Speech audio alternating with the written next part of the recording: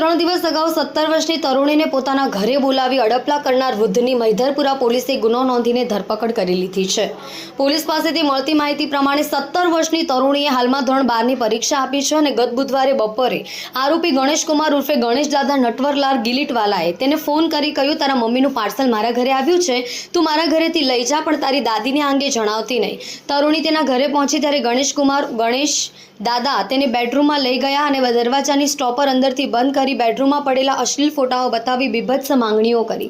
બાદમાં તરુણીનો હાથ પકડી રાખી તેણે પહેરેલું શોર્ટ્સ પણ ખેંચ્યું હતું। યેનકેન રીતે ત્યાંથી ભાગી નીકળેલી તરુણીએ બનાવ અંગે પરિવારજનોને જાણ કરતા ગતરોજ મૈધરપુરા પોલીસ મથકમાં છેડતીની ફરિયાદ નોંધાવી હતી, જેને આધારે પોલીસે 68 વર્ષીય ગણેશ ભાઈ ઉર્ફે લલ્લુ નટવરલાલ ગિલીટવાલાની ધરપકડ કરી કાયદેસરની કાર્યવાહી હાથ ધરી છે।